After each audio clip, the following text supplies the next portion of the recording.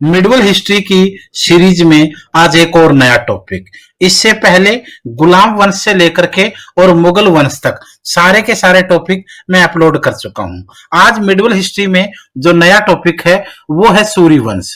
मुगल वंश जब चल रहा था तो मुगल वंश में बाबर के बाद जब हुमायूं आया तो हुमायूं के समकालीन एक और व्यक्ति चल रहा था जो हुमायूं के जितना शक्तिशाली भी था और उसके पास एक राजा बनने के सारे लक्षण भी थे। उस व्यक्ति का नाम था, पहले तो उसका नाम फरीद रखा गया बचपन में, लेकिन धीरे धीरे करके जब वो आगे बढ़ा तो इतिहास के अंदर उसने अपना जो नाम दर्ज करवाया वो नाम था शेरशाह सूरी।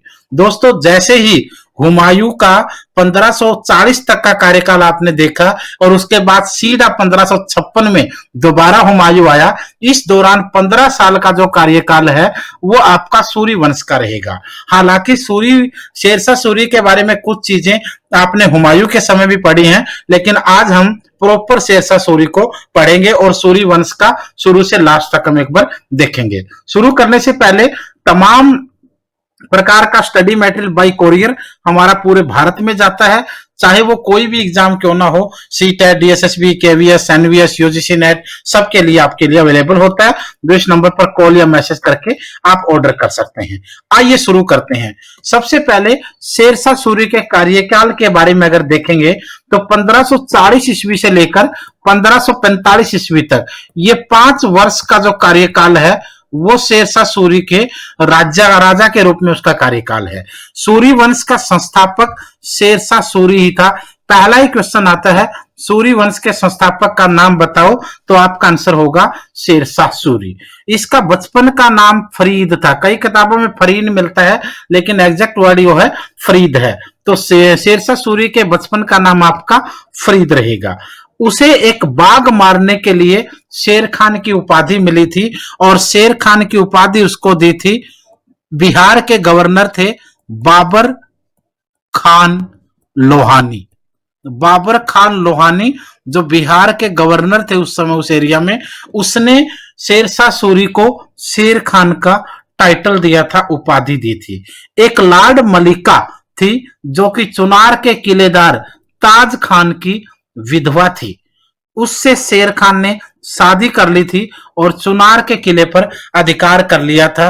ध्यान रहे, यह चुनार का वही किला है जहां पर शेरशाह सूरी और हुमायूं के बीच में पहला युद्ध हुआ था। तो ध्यान रहे, चुनार का किले का यहाँ इंपॉर्टेंस बहुत ज्यादा माना जाता है। चुनार के किले पर आक्रमण की बात ही हम कर लेते हैं 1532 में। अब ये टाइमिंग आप देखिए, 1530 ईस्वी में बाबर की मृत्यु हो जाती है और बाबर की मृत्यु के बाद हुमायूं गद्दी पर बैठता है। 30 ईस्वी से लेकर के 32 ईस्वी तक, इन 2 वर्षों तक हुमायूं ने ना तो कोई बड़ा युद्ध लड़ा और ना ही कोई असमंजस था। अब भारत के अंदर नॉर्थ इंडिया में जितने भी राजा थे उनमें 2 मत के राजा थे, 2 विचारों के राजा थे। एक पक्ष के राजा वो थे जो हुमायूं को बाबर जैसा शक्तिशाली मानते थे और वो कहते थे कि हुमायूं बाबर का ही बेटा है, उतना ही शक्तिशाली है, वही मुगल सेना है, इसलिए हमें नहीं लड़ना चाहिए, हमें ऐसे ही रहना चाहिए जैसे बाबर के समय थे।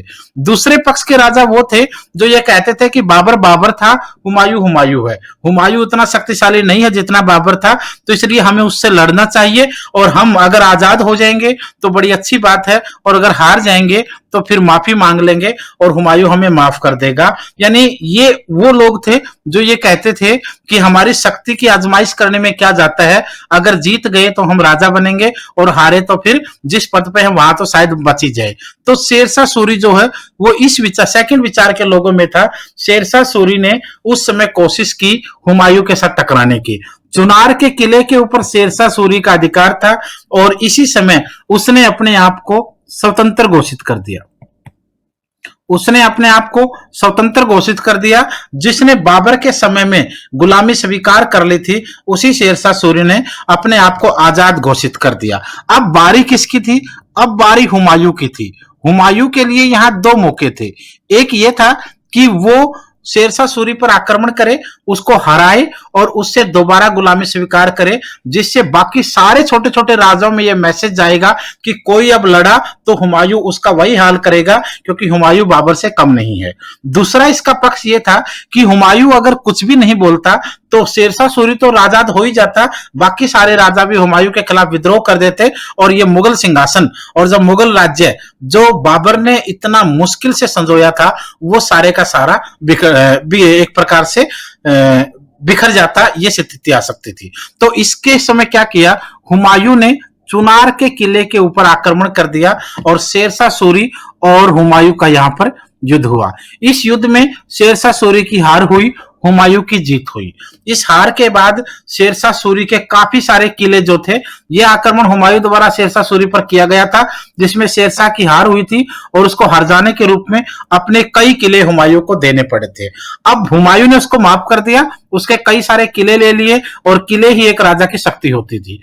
अब बात अगर यहां तक हो जाती तो मामला ठीक था, शेरशाह सूरी हमेशा गुलामी स्वीकार करता, बाकी राजाओं को सबक लग चुका था, कोई नहीं बोलता और हुमायूं शक्तिशाली रहता। लेकिन बात यहां नहीं रुकी। जब दोनों में समझौता हो रहा था तो किसी बिचौलिए ने हुमायूं को यह कह दिया कि शेरशाह सूरी को माफ मत करना वरना यह दोबारा फिर विद्रोह करेगा, और हुमायूं के दिमाग में यह बात बैठ गई।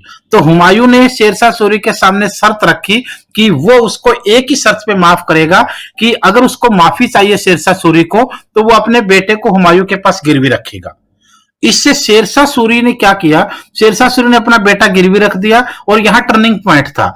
हुमायूं उसके बेटे को गिरवी रखवा करके निश्चिंत हो गया, जो उसकी सबसे बड़ी गलती थी। और शेरशाह सूरी ने हुमायूं को बर्बाद करने का प्लान बना लिया क्योंकि वो इस बात को अपमान समझ बैठा था। यहां से सारा टर्निंग पॉइंट था। अगर ये बात नहीं होती तो शायद इतनी बड़ी समस्या नहीं आती, ना शेरशाह सूरी का इतना बड़ा शक्तिशाली साम्राज्य होता और ना हुमायूं निश्चिंत होता। वो हमेशा उस पर ध्यान रखता और शेरशाह सूरी के जरा से ऊपर उठने पर उसको हरा दिया जाता। ये आप लोगों को ध्यान रखना पड़ेगा, बहुत कम किताबों में इस टाइप का जिक्र आपको मिलता है।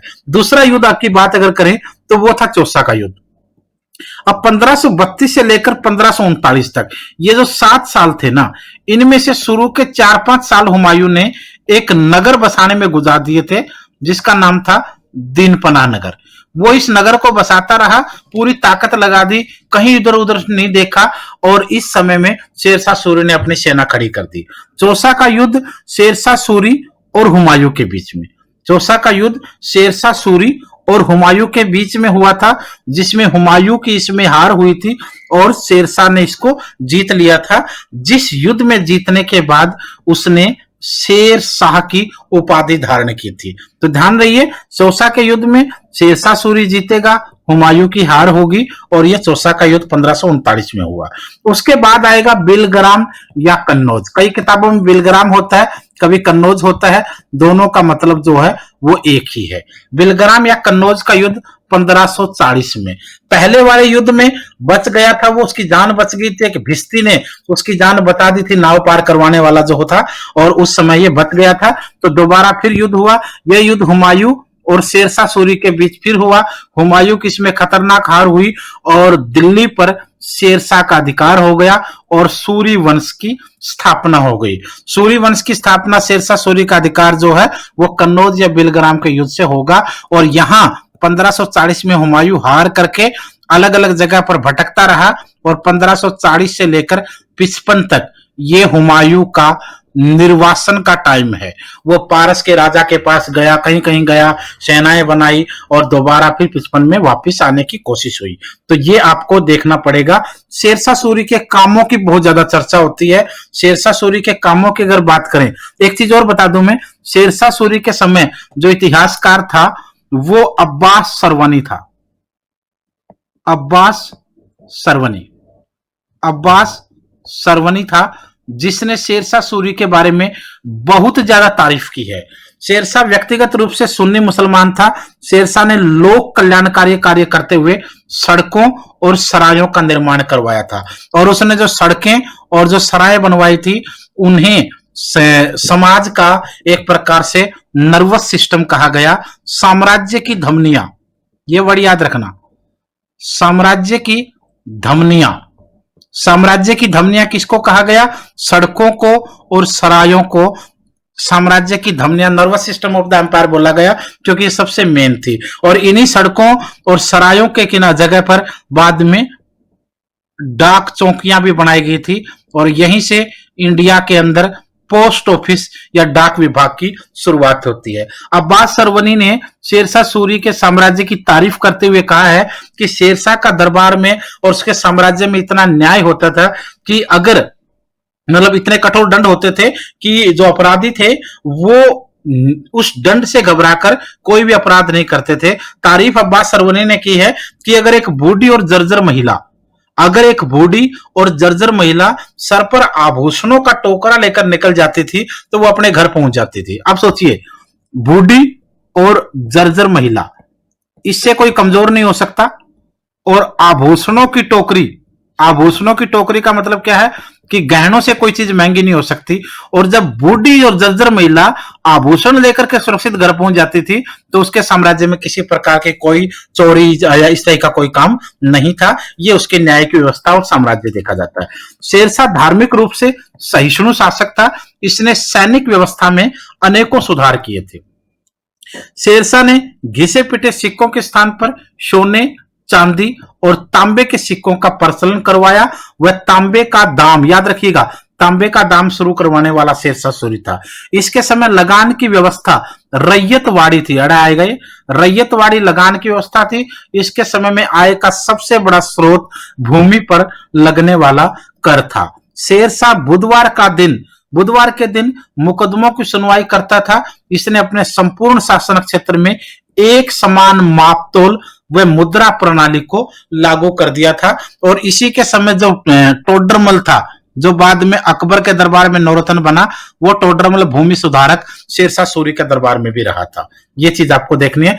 पहली सड़क, अच्छा इसमें कई बार जिक्र आता है जीटी रोड का, जीटी रोड जिसको आप लोग ग्रैंड ट्रक रोड या शाही सड़क उस समय के हिसाब से रॉयल रोड कहा गया। इसको शुरू करवाया था, जो लाहौर से सोनार गांव बंगाल तक जाती थी। यानी इसका अगर इसके बारे में अंदाजा लगा पाओ आप लोग तो मैं बता देता हूं। लाहौर, जैसे इस एरिया में लाहौर से होते हुए पूरा इंडिया के बीचों बीच जाते जाते सोनार गांव तक आपको इसके बारे में चर्चा मिलेगी।